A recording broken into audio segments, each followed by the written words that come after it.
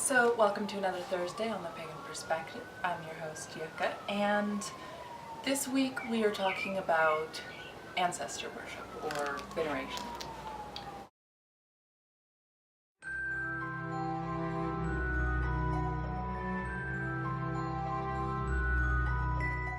Now, I don't know if this is the same for you guys, but it's been a really long day for me, so I'm super tired. And I probably won't get this up until a little bit later. It's about 7 now, so we'll see how it goes. But I'm going to go ahead and read the topic for you guys. See, I'm so tired I'm slipping on my words. And it's of course going to be posted below. So this comes from RedDragon, and they ask, many polytheistic or pagan cultures had regarded their ancestors in very high reverence.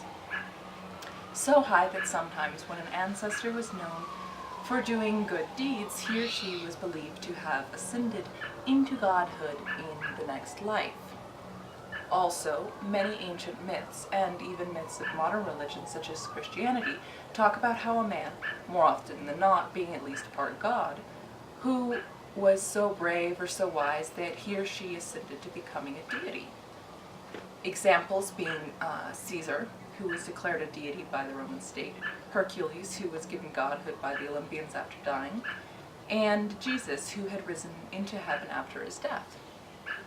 My question is, in ancestral veneration, would it be appropriate to regard one or a few of my ancestors as not just being ancestral spirits, but a risen god or goddess for being an exceedingly humble or giving person? Or would this be inappropriate because we don't definitively know what their state is in spirit? So, wow, there's a lot in this. First off, I want to say that I really like that being a humble person, or what was it, a giving person, that those are the qualities that you would value, because that's also the type of qualities that I value. So it's nice when there's a kind of kindred spirit going on there. Furthermore, though, I want to say that I'm not the authority. I'm not the person who gets to tell you what's okay for you or what's not okay for you. The only person who can really do that is you, as the individual who's deciding this for yourself. What I can do is I can share where I'm coming from, which is what I'm going to do.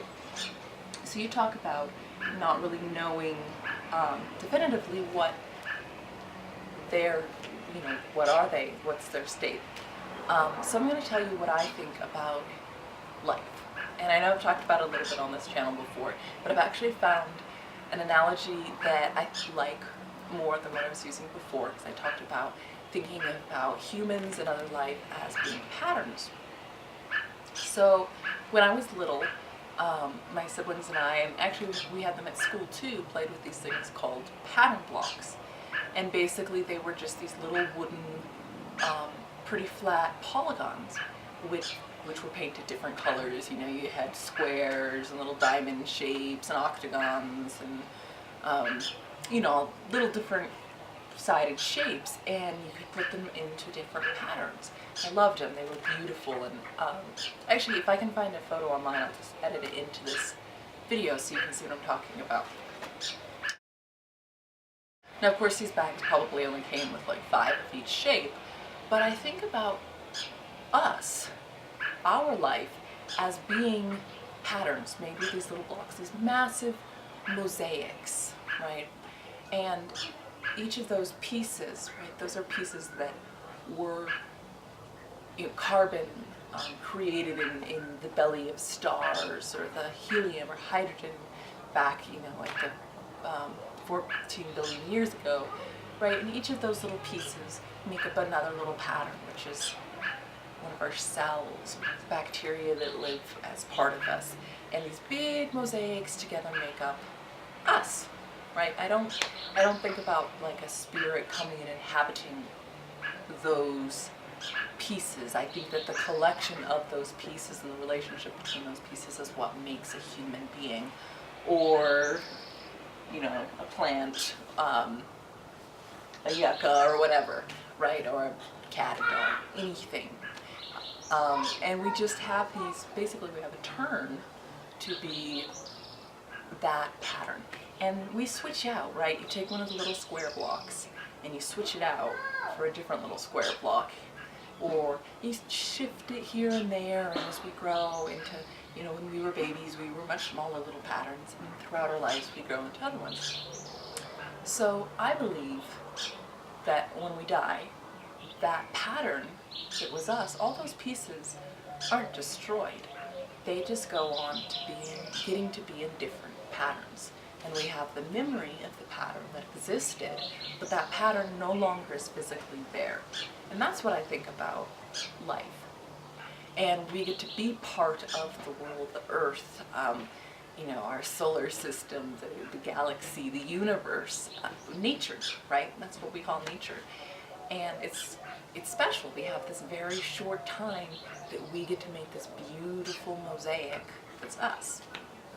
So I know that sounds like it's not connected, but it really is.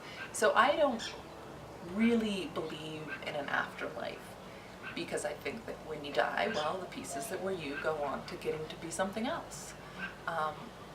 So when I think about things like deities or honoring my ancestors, it's all very symbolic and metaphoric, and I don't think of it in a very literal way. I don't literally think that there is an afterlife or that they have a spirit, like a ghost kind of spirit. I do think about spirit in terms of relationship. So personally, I don't think that they are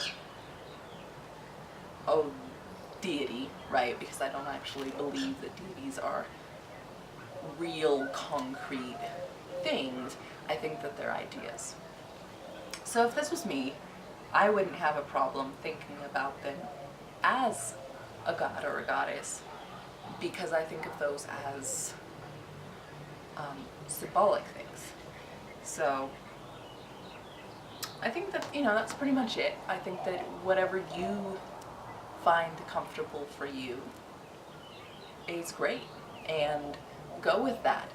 Do be mindful of when you talk with other family members how that might affect them emotionally. If they are a different religion than you, they might not like to think that of their mom or dad or great aunt Margaret or whoever as a deity, because that might be offensive for their religion. So just be sensitive about that, but enjoy it, have fun.